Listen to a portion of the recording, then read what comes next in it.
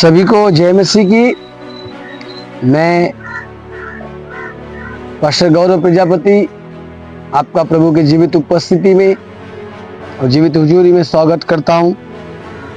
मेरे प्रियो, आज एक सुंदर सी कुंजियों को मैं आपके साथ बांटने पर हूं और मेरा विश्वास है जब आप इस चाबी को अपनी जिंदगी में लागू करना शुरुआत करेंगे, हालातें बदलना शुरुआत होंगी, परिस्थितियां बदलना शुरुआत होंगी, क्योंकि वो चाबी, ऐसी चाबी मैं आपको देने जा रहा हूं जो आपके जिंदगी के तहस नहस शैतान ने करके रखा है, उसके राज्य को खत्म करने के लिए ऐसी एक कुंजी मैं आपको आज देने जा रहा हूं। आमीन, हालेलुया। मेरे प्रिय, बाइबल कहती है प्रार्थना करना क्या बात है, और हमें प्रार्थना करना क्यों जरूरी है और उपवास रखना क्यों जरूरी है। मेरे प्रियो, प्रार्थना जब हम करते हैं हमारे जीवन में असंभव काम संभव होना शुरुआत होता है। आमीन, हालेलुया। क्यों? क्योंकि जब आपने प्रार्थना करना शुरुआत किया, आपने दुआ करना शुरुआत किया, ओ आमीन, हालेलुया, जब आप अपने घुटने को टिकाते हो, जब आप दुआओं करते हो, जब आप दुआ करते हो, स्वर्ग से मेरा पिता आपके जवाबों को देने के लिए भी तत्पर खड़ा है। आमीन, हालेलुया। तो मेरे प्रियो, आपको प्रार्थना करना जरूरी है। आज हम अपने जीवन में संघर्ष क्यों कर रहे हैं?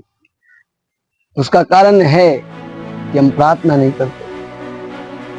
मेरे प्रियो, प्रार्थना वो चीज नहीं है कि आप एक लंबी लिस्ट लेकर प्रभु के पास जाओ और उसे देकर कह देना, राशन की लिस्ट मैंने आपको दे दी, मेरे घर पहुंचा दीजिएगा। नहीं, प्रार्थना एक ऐसी चीज है कि हम प्रभु से बात करते हैं, वार्तालाप करते हैं। जब हम दुआ करना जाते हैं, जब हम दुआ करना शुरुआत करते हैं, तो पवित्र आत्मा हमारे जीवन का मददस्थल बनकर हमारी हर एक दुआओं को स्वर्ग लेकर जाकर उसके उत्तर को जबरयाल स्वर्गदूत के जरिए हमारे जीवन में आता है। आमीन, हालेलुया। तो हमें प्रार्थना करना जरूरी है।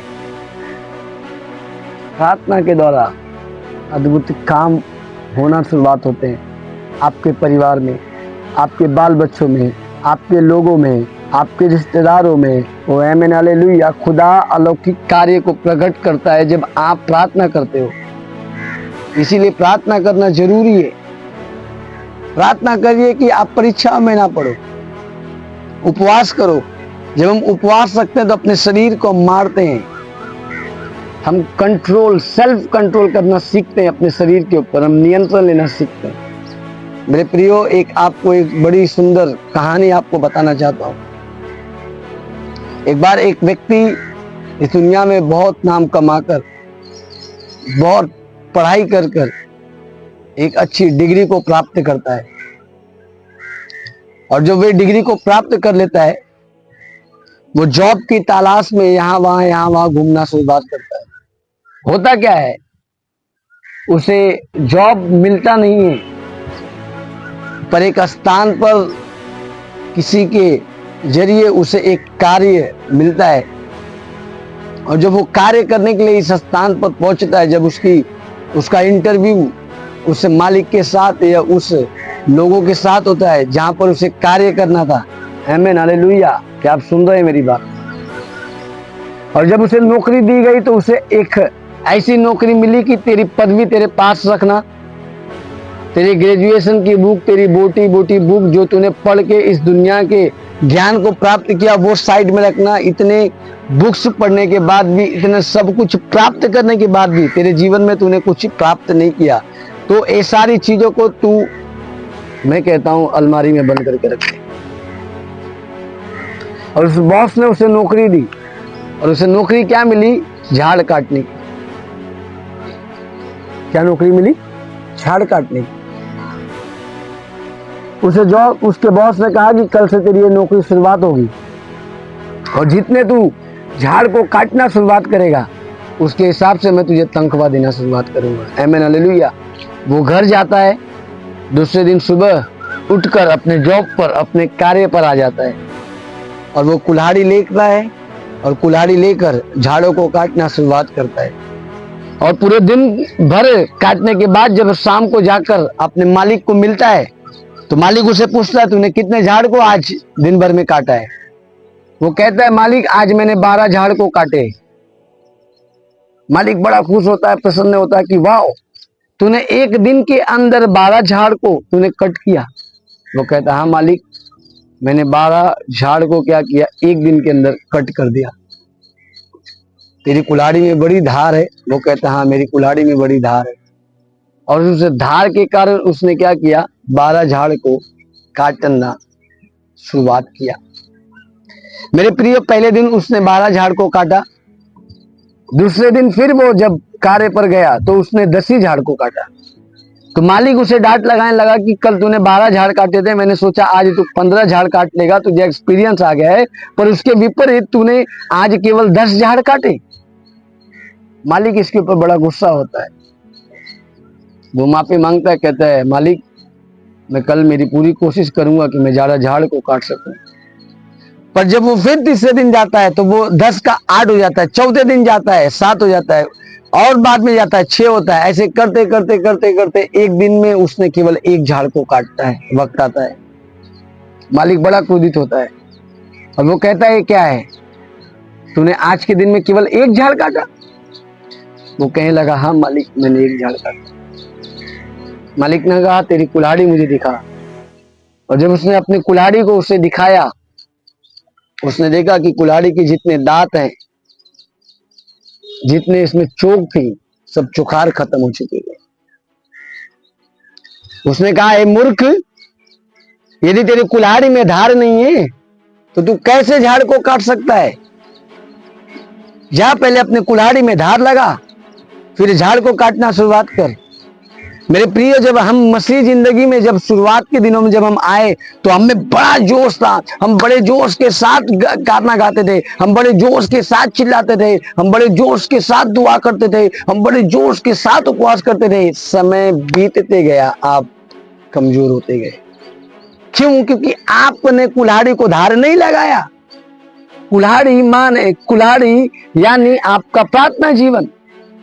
जब आप प्रार्थना करते हो तो फायर आपके जीवन में आना शुरुआत करती है, वो धार लगना शुरुआत होती है आपके जीवन में। कुल्हाड़ी के अंदर जब धार होगी, आपके जीवन में जब दुष्ट आत्माएं आएंगी, आप कुल्हाड़ी को उठाओगे और चलाओगे और दुष्ट आत्मा की सारी गड़े ढा दी जाएंगी नासर यीशु के नाम में।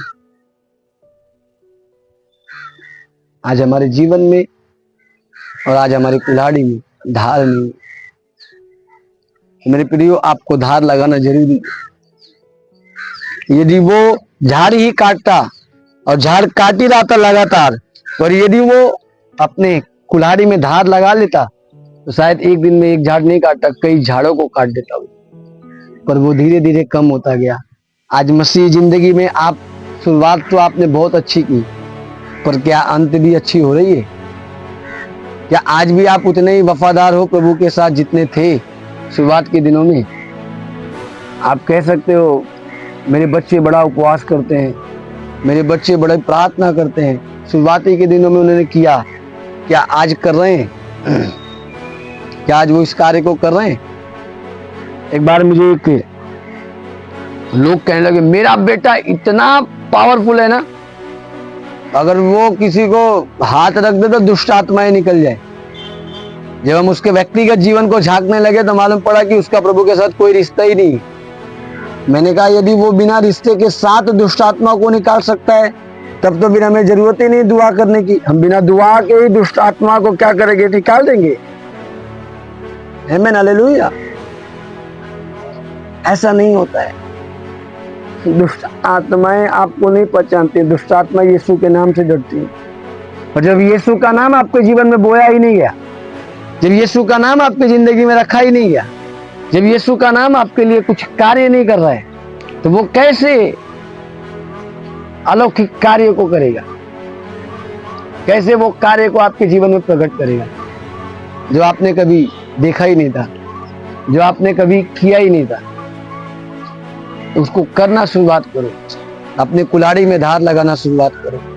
जब आपकी कुल्हाड़ी में धार होगी, जब आपके प्रार्थना जीवन में धार होगा, आपके लोगों को शैतान छू नहीं सकता, आपके व्यक्तिगत जीवन को छू नहीं सकता, आपके परिवार को नहीं छू सकता। हर एक दुष्ट की ताकतें ब्रेक की जाएंगी यीशु के नाम में, और पवित्र आत्मा आपको विजेता की ओर लेके जाएगा। मेरे प्रियो, इस वचन के साथ मैं आपको उत्साहित करता हूं कि आज से दुआ करना शुरुआत करो। दुआ करने से बहुत कुछ हालातें बदलना शुरुआत होंगी। तो आमीन हालेलुया। जितने लोग इस वक्त मुझे देख रहे हैं, आज से अपने कुल्हाड़ी में धार लगा लो, ताकि उन तमाम शैतान की योजनाओं के ऊपर आप फतेह पा सको यीशु के नाम में। तो अपने कुल्हाड़ी के ऊपर धार लगाओ, उसे चोक रखो, नोखिला रखो। जब शैतान आपकी जिंदगी में आए, आपके परिवार में आए, आपके बाल बच्चों में आए, वो खत्म कर दिया जाए आपके धार को देखकर। आमीन हालेलुया। मेरे प्रियो, आपने कई कुल्हाड़ी ऐसी देखी होगी जिसमें इतना धार होता है ना, वो लंबे से ही चमकता है। ऐसे विश्वासी बन जाओ कि आपके अंदर उतनी धार हो, उतनी फायर हो कि लोग आपको लंबे से देखकर कहें खुदा का जन जा रहा है, खुदा का बेटा जा रहा है। आमीन हालेलुया। जब इसीलिए जब स्पिरिचुअल रेलम में लोग जाते हैं, जब एक मैन ऑफ गॉड स्पिरिचुअल रेलम में जाता है, क्या होता है, दुष्ट आत्माएं उनके देखती हैं तो वो डरना शुरुआत होती है, वो अपने आप को बंद करना शुरुआत होती है, वो अपने आप को नजरअंदाज करना शुरुआत करती है, वो अपने आप को उनसे हटाना शुरुआत करती है। क्यों? क्योंकि उनके अंदर से वो आग निकल रही है, उनके अंदर से वो चिकनापन चमक रहा है, क्योंकि उनके कुल्हाड़ी में धार है, उनके प्रार्थना जीवन में धार है, उनके उपवास प्रार्थना में धार है। आमीन हालेलुया। अगर आपके उपवास प्रार्थना में धार होगा, आपके प्रार्थना में धार होगा, शैतान की कोई ताकतें आपके जीवन में काम नहीं करेंगी, हर ताकतें नष्ट हो जाएंगी यीशु के नाम में। तो गॉड ब्लेस यू ऑल। प्रभु आप सबको ब्लेस करे। आज से प्रार्थना जीवन शुरुआत करो, उपवास करना शुरुआत करो, और मेरा विश्वास है प्रभु आपके जीवन में अद्भुत कार्य करेगा। In Jesus name. सभी को जय मसीह की। God bless you all. प्रभु आप सबको ब्लेस करे। एक छोटी सी हम दुआ करते। प्रभु यीशु के नाम, हम जितने लोग इस वक्त हमें देख रहे हैं या बाद में देखेंगे, उन सभी के जीवन में प्रार्थना का जीवन प्रभु प्राप्त करे। प्रभु इन्हें प्रार्थना का जीवन दीजिए कि वो प्रार्थना के जीवन को प्राप्त करके तेरे राज में बढ़ने पाए। धन्यवाद देते प्रभु, आपने हमारी दुआओं को सुना है, आपने हमारी दुआओं का उत्तर दिया। धन्यवाद देते हैं। सारी आदर महिमा सम्मान आपको देते हैं। यीशु मसीह के पवित्र मीठे जलाली नाम में हम मांग लेते हैं पिता। आमीन, आमीन, आमीन, आमीन। सभी को जय मसीह की। God bless you all. प्रभु आप सबको ब्लेस करे यीशु मसीह के नाम में। जय मसीह।